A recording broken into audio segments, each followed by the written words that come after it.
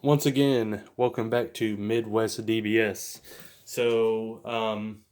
This is a little fun deck. It's not necessarily super competitive, but I did try to make it as competitive as possible. It's Soul Striker. It's a fan favorite for people who have been playing for a while. Everyone likes their Soul Striker builds. But what this does, it auto, when this card attacks, choose up to one of your energy and switch it to active mode. Then when you're at 4 or less life, you draw 2 cards. On the flip side, it basically does the same thing, but when it attacks, you get to restand 2 energy and draw a card. And it has the little ability, if you have 5 or more energy, this card gains 5,000 power for the duration of, uh, gains 5,000 power. So, um, So it basically makes it a 20k attacker that draws you a card, retains 2 energy every turn on its awakened side. So now we're going to the deck. It is a blue-yellow deck. So we're going to start out with our cheap boys. We're going to go 2 Roshi negates. I like Roshi negate just because it's a negate and it's combo power later, um, which is relevant for some arrival cards. Um, since you are playing Soul Striker, you do need a Self Awakener because you need to draw cards on your front side and you're going to have to draw them from your life because the front side does not draw you cards on an attack. That's the only big neg. But you have Awakening Talent Pan to basically get you to awaken and get your cards while you're going. The important thing is this deck does play the Zamasu combo, the multicolored. So the important thing to note when you're playing with this, so if you're playing early game and you play out your pan, tap an energy. Before you swing with your pan, swing with your Goku. Um, if you want the energy restand, if not, then you swing with this take a life because they will tap down your leader then, and then you won't get the energy restand. The Zamsu super combo is just really good. So depending on how you're wanting to do this, you're going to want to change what you're swinging with first in case they have it. Next, we're going to Goku Black Unforeseen Darkness at a 3 of. Um, Basically, it's a 2 cost 15k. It has auto at the end of your turn. As long as you have a multicolored blue or yellow card in your energy area, which you will, this deck plays total 17. You draw 2 cards, and then you discard 1 card, and you get to restand one of your blue or blue yellow energy. Um, New card from the draft box, which I'm really liking a lot. It's actually one of my favorite cards in the set. Um, it's a 4 drop. It has deflect, and what it does is this card cannot be KO'd as long as you have a after image token in play. And when it comes into play, you create 3 after image tokens that are 15k power and 0 combo. So you're gonna have to kill all the after image tokens before you can even touch him, which is I think is really cool. And the fact he has deflect makes it even better. And then the activate main, basically you get to look at the top card of your opponent once per turn. If it's a battle card, basically what you get to do, you get to choose up to one of your energy and switch it to active mode. So top card, it's a battle card at the start of your opponent's. That happens at your opponent's next main phase. But basically, what you do is on your turn, you use the ability. If it's a battle card, you get to end your turn, and then after you end your turn, your opponent does their turn, and then during their main phase, remember you get to restand one of your energy. So, and most decks are predominantly battle cards, so you're going to be restanding energy a lot of times. Um, the tried and true catch-all. We played Ultra Instinct Sun Goku, the Unstoppable. You could play the new hit from the new draft box, which is also really good. But I still like this card just because this literally is a catch-all. Catches anything, basically stops it. You get to draw a card when you do it too, and it can also it's a counterattack or a counterplay, which makes it very versatile because you can do it when your opponent's attacking or when they play a card. So now we go into Beerus, which is our check lands. It's a multicolored land. As long as it sees another multicolored land already in play, it gets to come into play untapped, basically without energy exhaust. Um, Card that's really good in this deck is Bojack. Bojack keeps the game going to a longer state of the game. It's also a 20k attacker, which is decent stats. And it has blocker, which also helps you go to the longer game. And its arrival is only 1 yellow. And when this card arrivals into play, your opponent looks at the top card. I mean, basically, the top card of their deck. You get a mill, which is really freaking good. So, um, but no, the mill part isn't good. Sorry, it's when you play this card, choose up to one of your opponent's battle cards and switch it to rest mode. Then they mill one. So a lot of times you're doing your arrival in this which is out comboing an attack generally because you're gonna try to out combo to save your leader. Then this comes in and taps down on the battle card and the mill card. Then you have a blocker. So just really good. Probably one of the best super combos right now is Zamasu. It doesn't matter how much life you have. You just can do the super combo and get the effect. And what it is if your leader card is blue or yellow, which ours is blue, when you combo with this card from your hand, choose up to one of your opponent's leader cards and or battle cards and switch it to rest mode.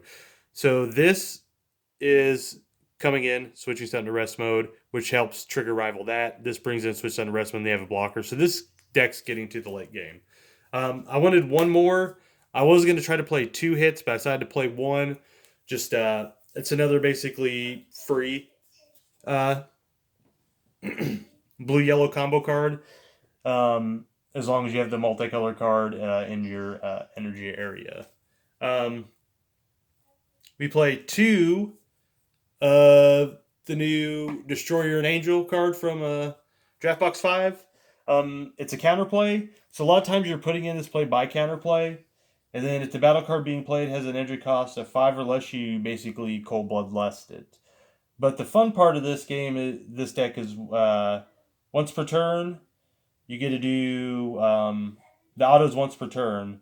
So what you can do is activate Aegis. Now, what Aegis is you have to discard cards with the color requirements that the card that has the Aegis effect does. So if you discard this, that activates Aegis on it. If you discard one of your multicolor cards, or you can discard a blue, one yellow card to activate Aegis. And what Aegis does is you can only do it during your opponent's turn. So when your opponent's trying to swing you down, you basically say if you know negates. So now it goes to combo step. They do their combos. Now you can pitch this or any of your multicolor cards to Aegis Restance 2 energy.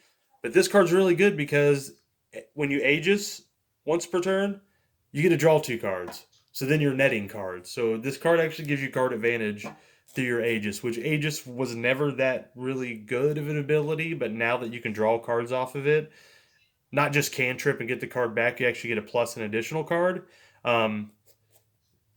This card has been performing pretty well in this. 2, Great Ape, Saiyan Instincts. I would probably play more, possibly 3, but I am trying to keep my yellow count down because I'm actually not wanting to charge any yellow energy for another card you'll see. Just good. It's ridiculously priced right now, so you can substitute a lot of stuff for it. I think it's going for almost like $189 right now, which is really dumb. So I think they will reprint it soon because I don't think Bandai ever really intends you'd have to pay SCR prices for SR cards. So I do think a reprint will eventually come. Who knows when? Chompa the Trickster. It's another good counterplay. Basically, essentially, it'll cost you 2 because you'll have a blue and yellow energy in your play. And basically, you can tap down any card your opponent plays because it ignores barrier, and then you draw a card. So it replaces itself. Now, a card that I'm really liking a lot. Now, it is better in ramped strategies. So I think it's better in like a Search Piccolo deck, or a really fun deck I'm working on is the old Gogeta Unstoppable Force. The Gogeta ramp deck, basically Veku, and I'm going to put this in that deck because this card is bonkers in the Gogeta deck. But because you can just refill your hand after you drop it by popping your own energy, which is pretty neat. But this card, it is a 7-drop, but this deck really does get to the late game. Has a lot of ways to get there. It's critical and deflect. And when you play it, basically what it does is you and your opponent take your entire hand and you shuffle it in or put it on the bottom. Yeah, you shuffle it into your deck. Now your opponent has to take every battle card in his drop.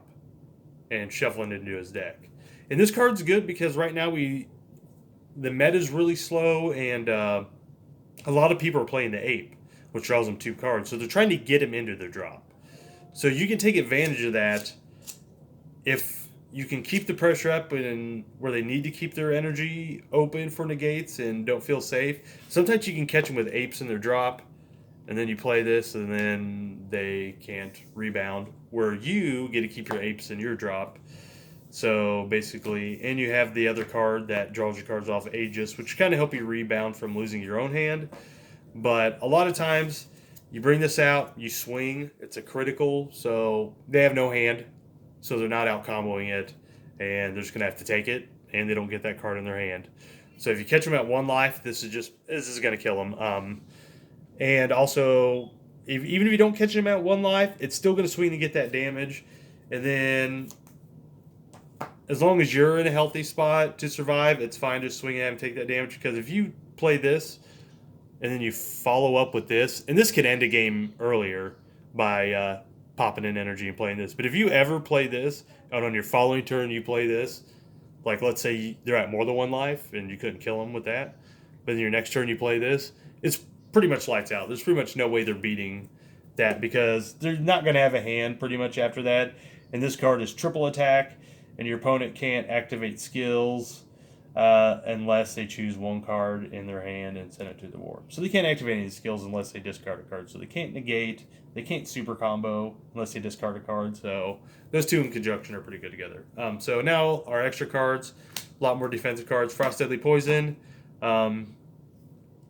Either costs 3, it costs 2 if you're at 4 or less life. And then basically when you play it, it's a counterplay, so you take one of your opponent's cards, and you negate skills for the duration of turn, and then if you're at 2 or less life, you get to take 1 of your energy and restand it. Really good card, stops a lot of things. Basically, it's a cold bloodlust, essentially. The reason why you don't want to charge any of your mono yellow energy or your Through the Dark Banisher is because you play 2 of these.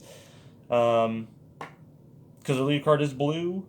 Basically, if all your energy is blue, so you can charge your multicolored energy and still be fine with it. You get to pick one.